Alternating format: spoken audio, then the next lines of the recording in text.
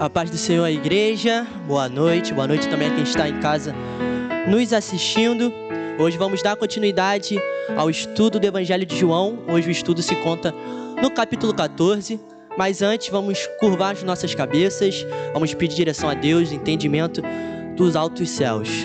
Deus e Pai celestial, mais uma vez, Senhor, entramos na sua presença, nos humilhando, Pai, nos colocando como servos que somos. Deus, vem a nós nesse estudo, que o Senhor derrame sobre nós, Pai, a Tua graça, a Tua misericórdia e o Seu entendimento para nós. Abra nossas mentes, nossos corações, que sejamos, Pai, transbordados pela Sua graça e pela Sua verdade. Deus, me coloco na Sua presença como um servo, como um vaso, que o Senhor fale através de mim, que não seja eu falando, mas o Seu Santo Espírito. Senhor, estamos aqui te pedindo a misericórdia. Em nome de Jesus, amém. Pode a todos sentar. Tomem seus lugares.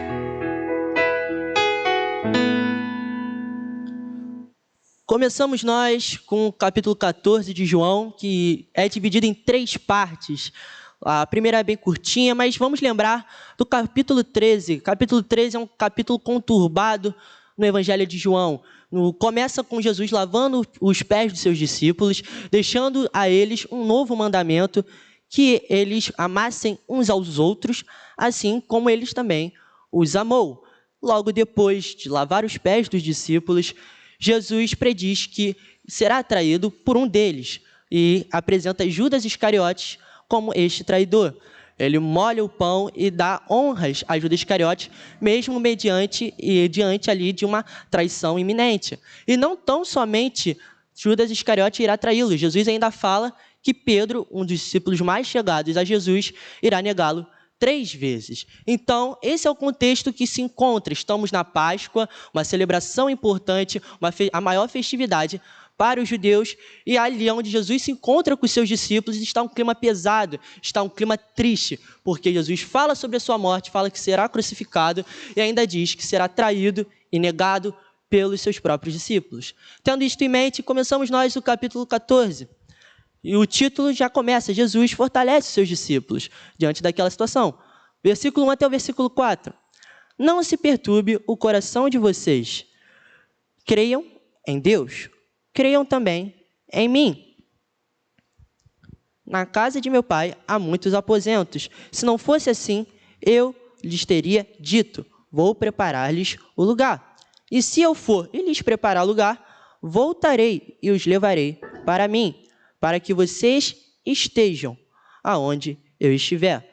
Vocês conhecem o caminho para onde eu vou. Então, mediante aquela situação de caos, mediante aquela situação triste, aonde todos os corações estão contraídos para que com Jesus vá à morte, Jesus, a primeira frase que ele dá aos seus discípulos é: acalmem o seu coração, não se perturbe, calma, pois creiam em Deus, creiam em mim também. Isso é uma das características que vai acontecer nesse capítulo. Jesus fala muito sobre a paz. Obviamente é um momento tenso, você saber que você irá morrer, você vai passar por uma morte dolorosa. Jesus carregará os pecados do mundo inteiro sobre os seus ombros. Isso é um peso inimaginável para nós. Mas mesmo assim, naquela situação de pleno peso, de plena tristeza, Jesus fala: acalmem-se. Creiam em Deus, a calma de vocês, a paz que encontra vocês, ela está somente firmada na crença em Cristo Jesus, na crença em Deus Pai. E nós vivemos isso.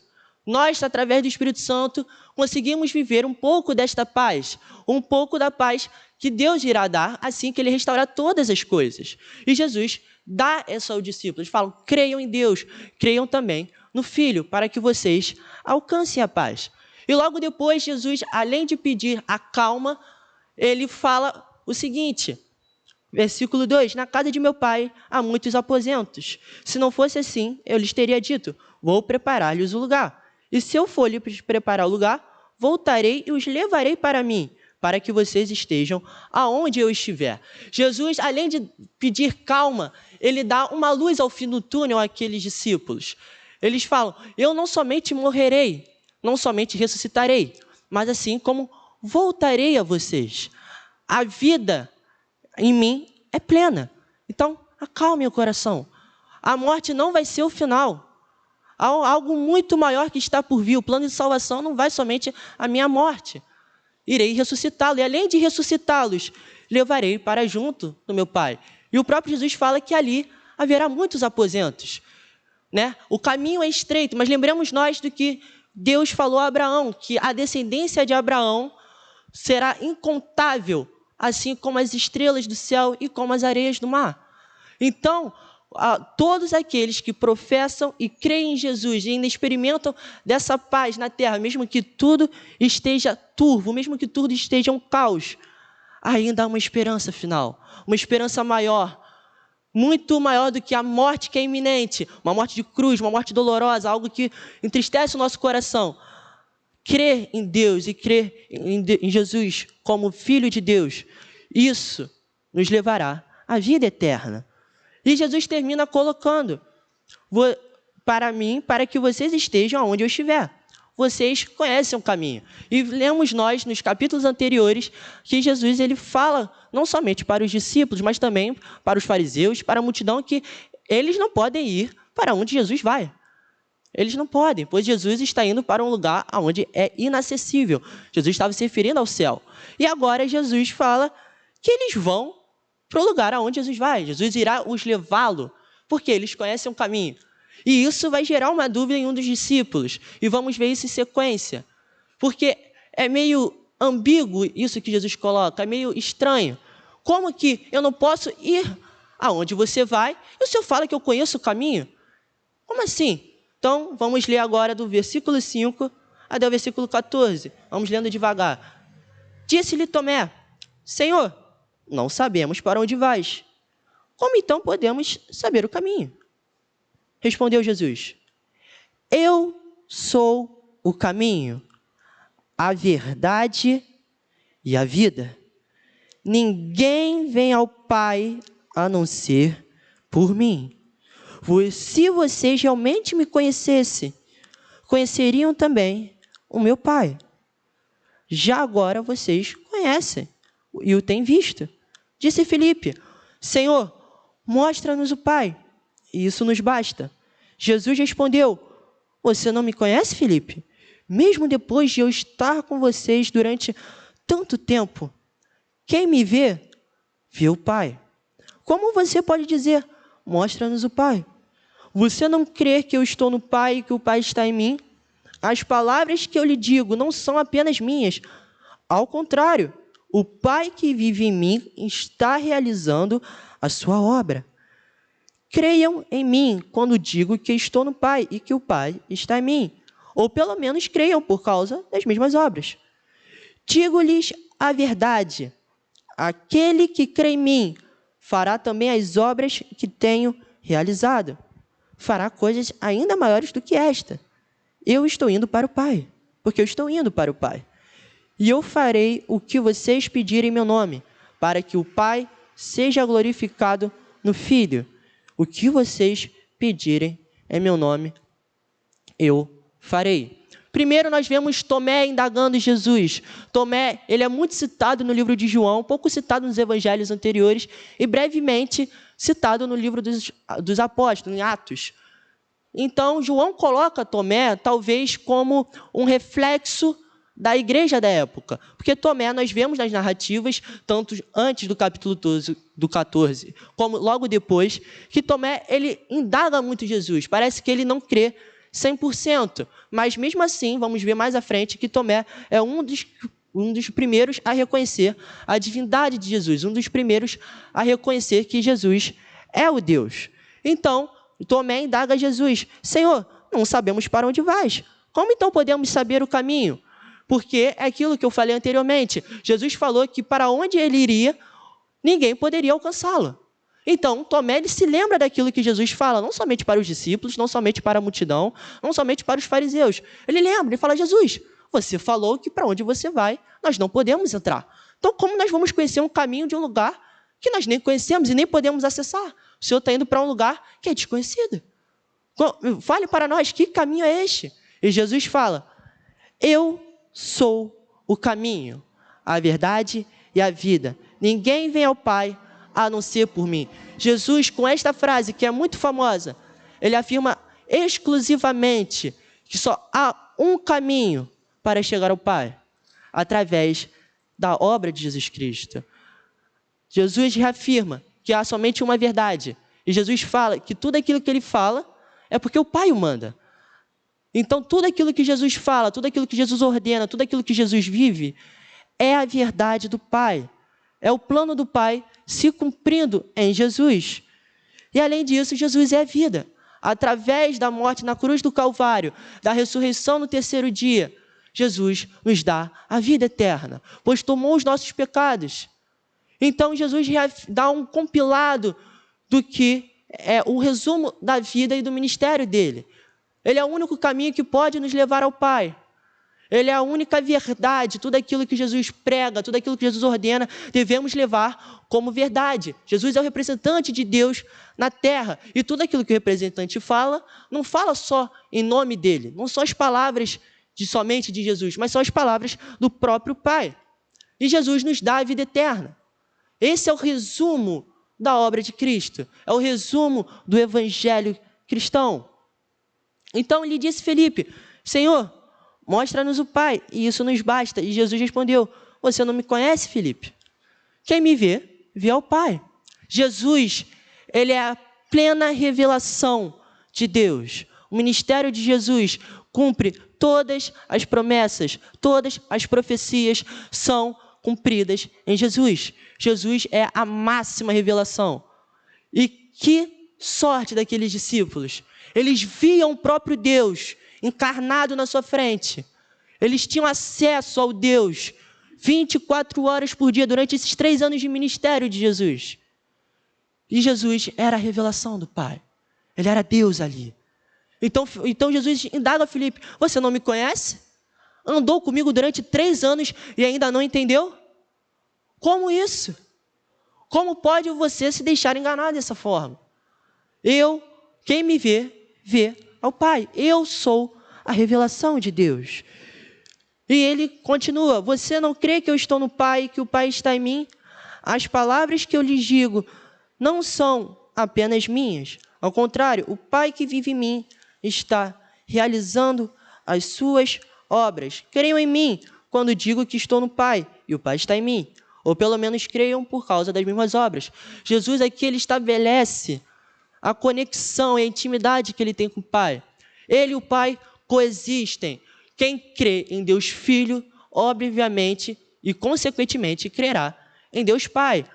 Aquele que proclama Jesus Cristo como seu único e verdadeiro Salvador, proclama Deus como o seu Senhor. As palavras que Jesus fala não são palavras somente dele, são as palavras de verdade e de vida que vêm do trono dos céus. Então Jesus estabelece essa união, ele estabelece essa coexistência e essa cooperação com o Pai. As obras são realizadas no Filho através de Deus. E ele termina falando o seguinte: digo-lhes a verdade, aquele que crê em mim fará também as obras que tenho realizado. Fará coisas ainda maiores do que esta, porque eu estou indo para o Pai. Eu farei o que vocês pedirem em meu nome, para que o Pai seja glorificado no Filho. O que vocês pedirem em meu nome, eu farei. Jesus fala que aqueles que crerem no nome de Jesus e proclamar Ele como verdadeiro Salvador, irão realizar maiores obras do que a dele. E isso fica um pouco estranho, porque o próprio Jesus, ele é o próprio Deus. Então, como poderíamos nós, homens, somente que somos instrumentos, podermos realizar obras maiores que Deus? E Deus aqui não está propondo uma gincana para ver quem faz a maior obra, ou o espetáculo maior, o milagre maior. Ele está falando muito sobre o alcance geográfico e as questões numéricas, a quantidade. Nós vemos que Jesus somente ministrou durante 3 anos. Jesus, ele carnalmente é um só. Ele estava localizado, os milagres tinham localidade para acontecer. Enquanto os discípulos, eles eram 12 e faziam missões inúmeras ao redor do mundo, assim colocando igrejas, formando novos pastores, formando novos discípulos. E o Espírito Santo iria ser derramado na igreja. Jesus iria agir através da igreja. Não significa que as obras dos apóstolos e as obras dos discípulos seriam de maior importância ou talvez de maior significado que as obras de Jesus. Não, mas seriam maior em escala, seriam maior em números. Tão somente isso aconteceria se fosse crido. Então, por isso que Jesus, ele toda hora fala para os discípulos: creiam em mim, creiam, pois somente assim, crendo no Deus Filho, obviamente, crendo em Deus Pai, vocês receberão o Espírito Santo, e o Espírito Santo realizará obras através de vocês. Vocês espalharão o Evangelho, vocês espalharão a verdade, e, consequentemente, alcançarem outras vidas, dando vidas a Ele. Vocês apresentarão o único caminho através dessas maiores obras. E Jesus coloca isso aos discípulos, pedindo como uma ordenança: creiam, creiam. Isso é o verbo no imperativo. Já vimos que o verbo no imperativo, ele é uma ordem. Jesus não está dando opção a eles. Ele está falando: creiam. A obra de Deus necessita ser realizada. Então, creiam. Creiam.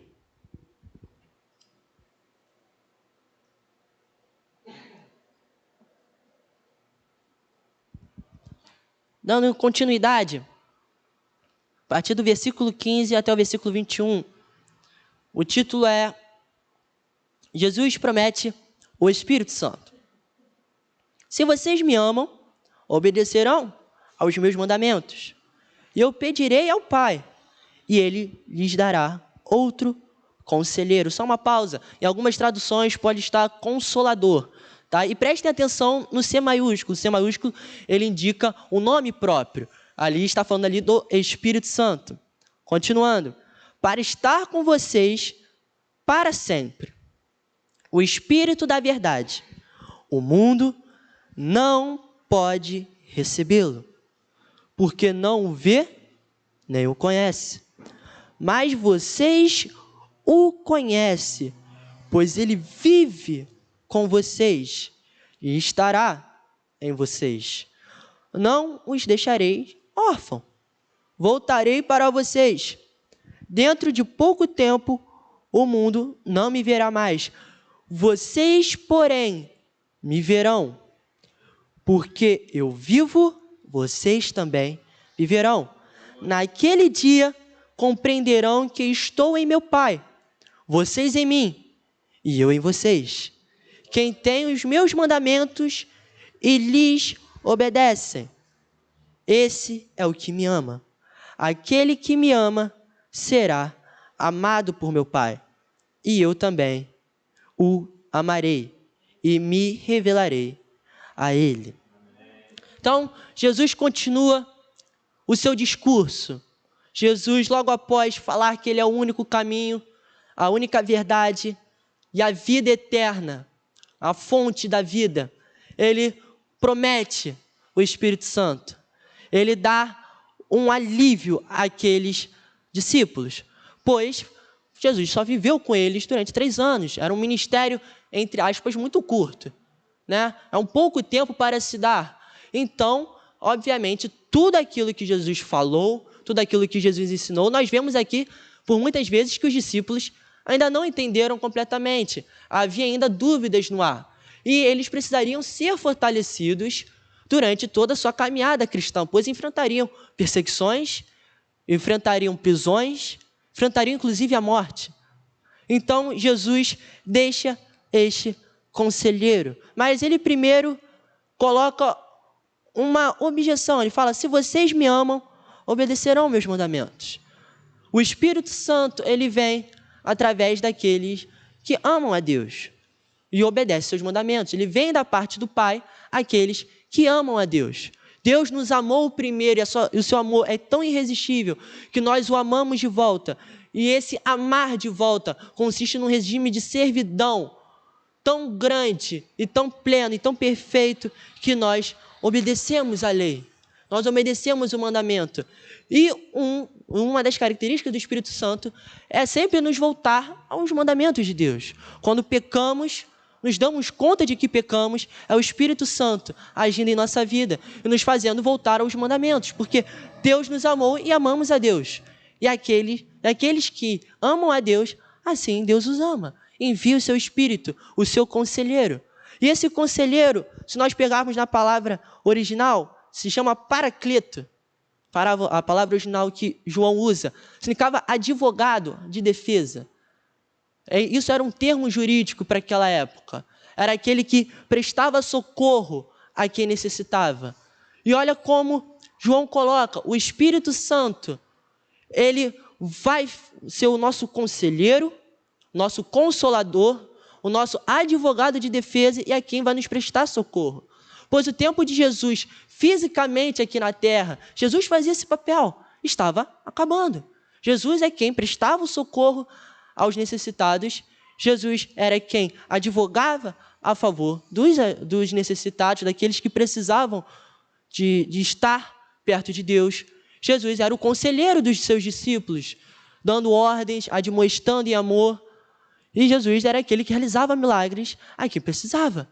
Então, esse tempo de Jesus estava acabando. O que aconteceria? Alguém precisava estar aqui. E o próprio Deus, Espírito Santo, iria estar conosco para sempre. Ele ainda está conosco e vai continuar até a eternidade. Então, o Espírito Santo, Jesus já começa a apresentá-lo aos seus discípulos. E ele só irá vir logo ali na festa de Pentecostes, né? Então, depois de apresentar o Espírito Santo, Jesus coloca ele como o Espírito da verdade, dá um outro nome. Vamos lembrar no versículo 6 que Jesus disse que ele é o caminho, a verdade. Então, o Espírito Santo, ele está em perfeita harmonia, tanto com o Pai, tanto com o Filho.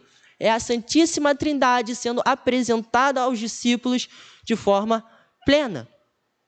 E Jesus continua, o mundo não pode recebê-lo, porque não vê nem o conhece, mas vocês o conhecem, porque ele vive com vocês, estará com vocês.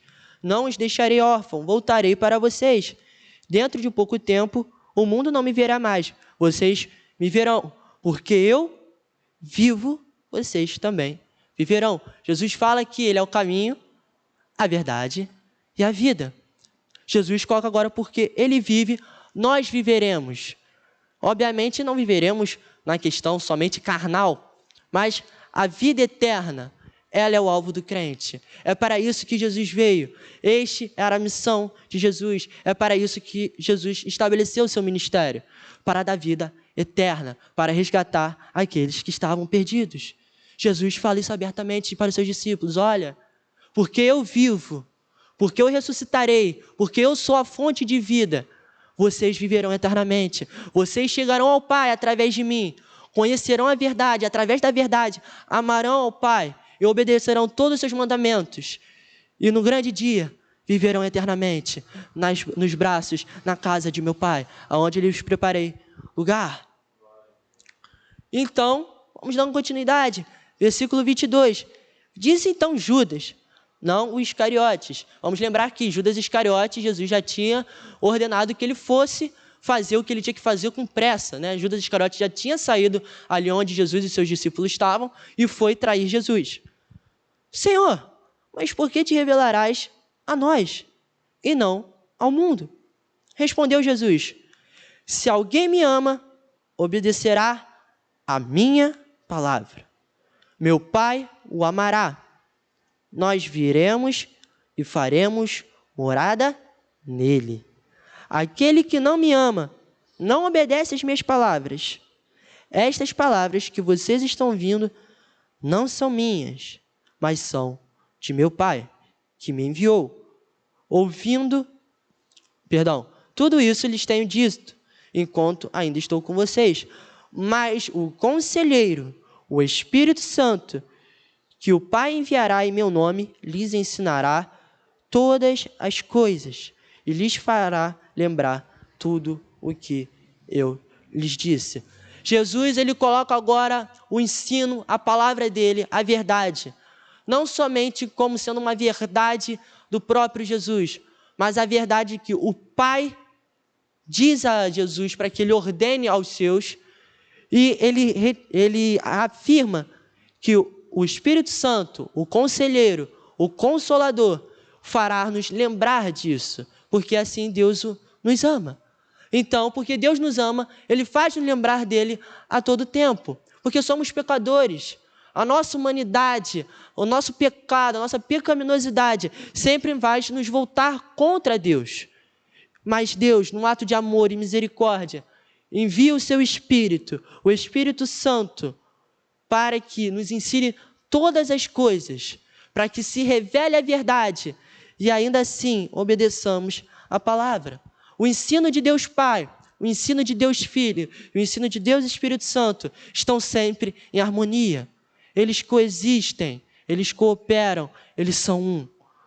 Há uma unidade maravilhosa ao Deus Criador, ao Deus o Deus Redentor que morreu em uma cruz, que era para nós morrermos. E ao Deus que nos aconselha, nos consola a todo momento. Dando continuidade, agora, indo para o final, versículo 27 até o 31. Deixo-lhes a paz, a minha paz lhes dou. Não a dou como o mundo dá. Não se perturbe o seu coração. Não tenham medo. Vocês me ouviram dizer, vou, mas volto para vocês. Se vocês me amassem, ficariam contentes, porque vou para o Pai, pois o Pai é maior do que eu. Isso eu lhes digo agora, antes que aconteça, para que quando acontecer, vocês creiam. Já não lhes falarei muito, pois o príncipe deste mundo está vindo. Ele não tem nenhum direito sobre mim. Todavia, é preciso que o mundo saiba que eu amo o Pai e que faço o que o meu Pai me ordenou. Levantem-se, vamos aqui. Jesus começa o capítulo 27 falando o seguinte, deixo-lhes a paz. Isso é uma frase hebraica usada para cumprimentar, assim também como para se despedir. Então, quando Jesus fala isso, os discípulos ouvem e já começam a ficar entristecidos automaticamente. Poxa, Jesus já está indo para a morte? Que isso? Podia ficar um pouquinho mais de tempo com a gente? Pô, como assim? Mas aí Jesus, logo em sequência, ele fala, não dou a paz como o mundo a dá. Não se perturbe o seu coração, nem tenham medo. Então, Jesus, ele muda o sentido dessa frase. Jesus dá uma paz, não uma paz de um oi e tchau, uma saudação, uma despedida, mas uma paz contínua que nós conseguimos aproveitar durante toda a nossa vida, através do Espírito Santo. Quantas vezes nós passamos por batalhas, passamos por problemas diversos, mesmo assim, ainda à noite, conseguimos deitar nossas cabeças e nossos travesseiros e sentimos uma paz tão grande e temos o sono dos justos. É esta paz que Deus está falando. É esta paz de ter a certeza que a morte não é o fim para a vida do crente. A morte não é o final para nós. O fim para nós é quando Jesus voltar, levar a igreja e julgar todos aqueles que passaram sobre a terra. E nós temos a esperança de que somos justificados e um dia seremos glorificados através da graça imerecida de Deus. E continuando dizendo, versículo 28, vocês me ouviram dizer, vou, mas volto para vocês. Se vocês me amassem, ficariam contentes, porque vou para o Pai, pois o Pai é maior do que eu. É meio estranho quando nós ouvimos Jesus falar que o Pai é maior que ele, pois Jesus é o Filho de Deus. Mas, para entendermos isso, eu acho que a melhor forma de entendermos é na Bíblia. Peço que os irmãos abram rapidinho em Filipenses, capítulo 2, versículos 5 ao 8. Filipenses, capítulo 2, versículo do 5 ao 8.